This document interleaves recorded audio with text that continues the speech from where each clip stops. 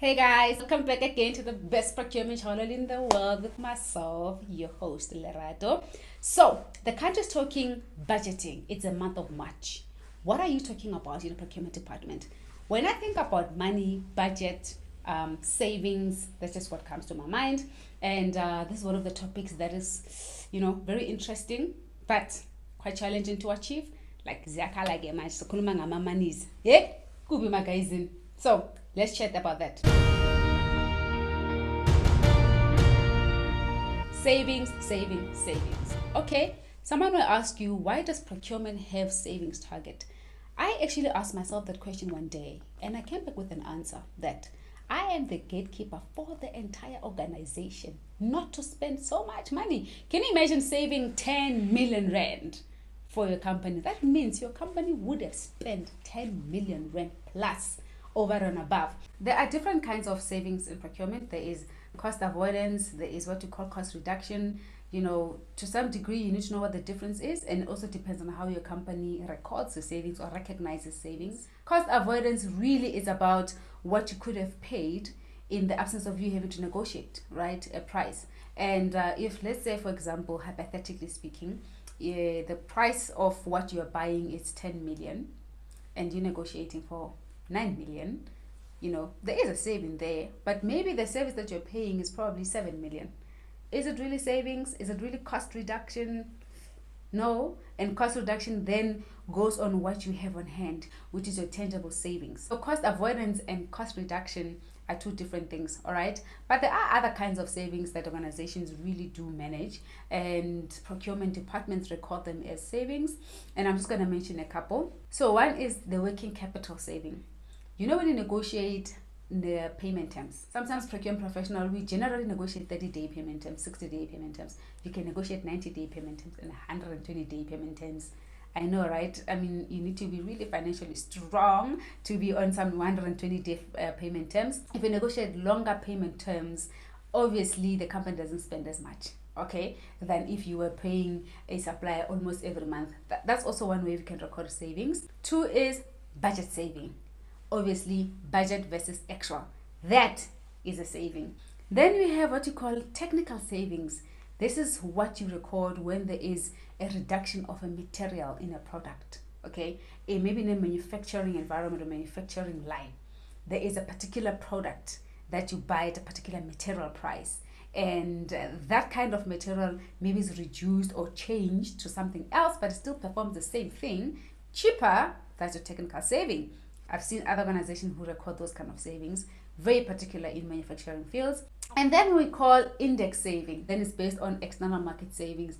Most of the time this is your market fluctuating savings, where you're working with your interest rates, your inflation, and the work. So you can recognize that. Like I said, it depends on how your company recognizes procurement savings. All of these things are just one of those you can mention. People just define them differently, but this is what we know as savings. So guys, it's all good and well to mention all these kinds and types and sorts of savings.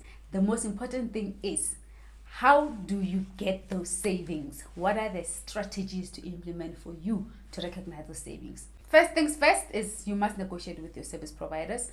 That is just the basic thing. There is hard negotiation. There is soft negotiation. There's also relational negotiation. It depends what is your relationship spectrum. When you analyze your suppliers and you segment them accordingly, you kind of get the definitive understanding on, where do I stand with this one? Where do I stand with this one? So it depends on how you classify your service providers according to your supply segmentation that I explained in my previous video. And this will give an indication on the kind of negotiation technique that you apply when you negotiate with the service providers, okay? Because you also don't want to apply a hard approach to someone that you are dependent on.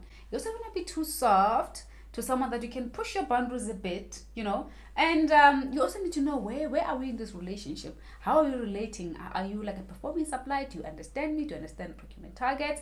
You get it? So it's just one of those things. The second strategy is reducing your space utilization or any service that you really don't use, okay? I mean, think about paying for licenses, thousands and thousands of licenses.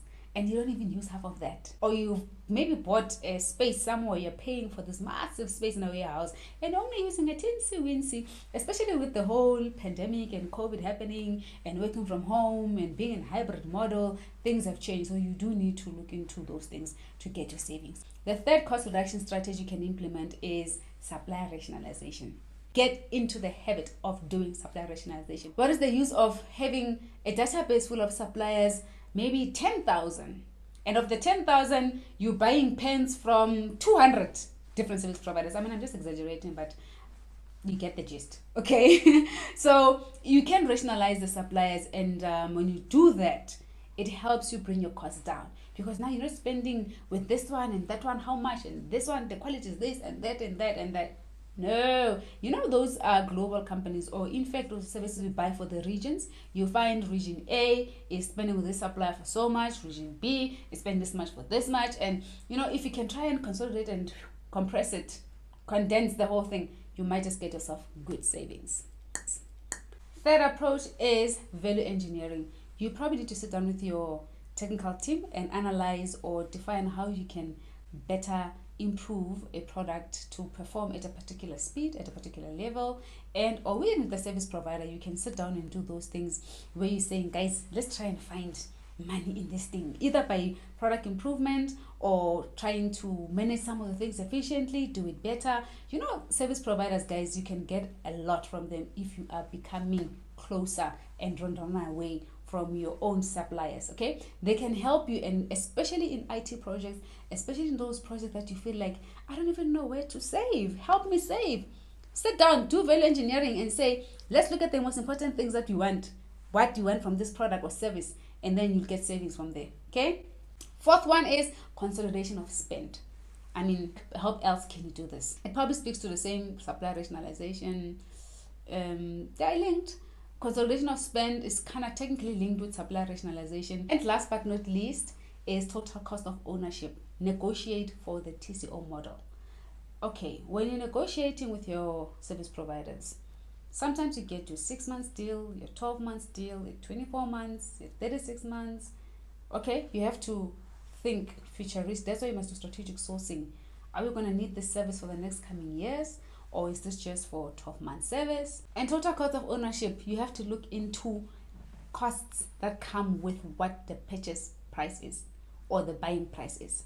Warehousing costs, transport costs, disbursements, shelf costs, and a whole lot more. You have to look into those things. You can't just negotiate for this price is so much and then you're not interested in your logistics cost or the entire supply chain cost.